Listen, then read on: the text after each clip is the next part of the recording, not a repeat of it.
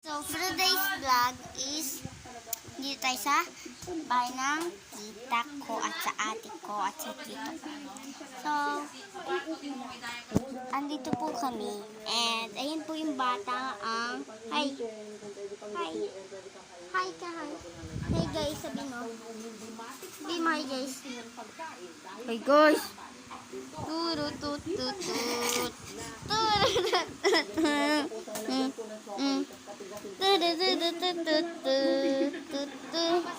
I just wonder where I am. So, punta natin ate ko. Ate, hi! Yung diaper niya doon, Hi! sa gilid ng damitan niya. Tut, tit.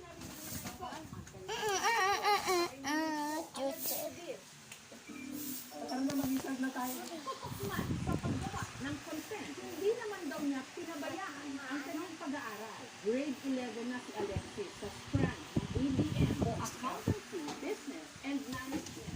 Meron tayong pandikit.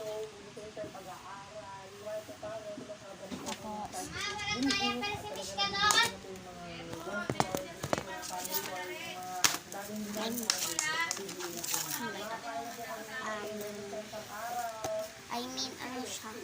Ng bahay, lupa at mga sasakyan. Ang isa nga ng sasakyan, pinalagyan pa niya ng kanyang mukha.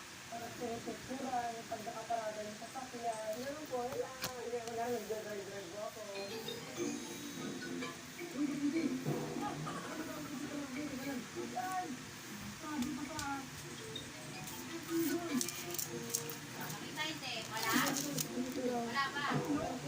Wala yung slime. Oh my gosh. Ng negosyo niya. Sa ngayon, meron na siyang 2 coffee shop at kung noon, nangihingi lang sila ng pinagrantunan sa kanilang mga kapitbahay. Ngayon, meron na siyang sariling restaurant. Nag-ispaling restaurant na isa sa mga katas ng aking kita sa pag-vlog. Yung nanay ko mo kasi nagtitinda nga po ng nariyan na gato. I-follow niyo ako sa TikTok, Instagram, and ano niyo ako doon. Follow. May yari ba kayo? Ilan? Yan. Slim kasi yan, nigas. Marami po tayong lomo cards. Pakita ko lang po sa inyo. Ito po. Nandito po si... Yan po. Yan po. Parang dati lang, talagang nag-aawin na kami ng mga biyaya ng kapitbahay. Pero ngayon, kami na nagsiserve ng pagkain para sa mga customer. Talagang sa pagkakas sa akin naman tayo maraming sa itong pagbablog. Hindi po talaga sa panghabang buhay. Follow niyo po ako. Saka lagi niyo po akong papanoorin. May ikaw. Pwede pa lang pagkakataon. Dami pong lomo cards ng ate ko, oh. Puno.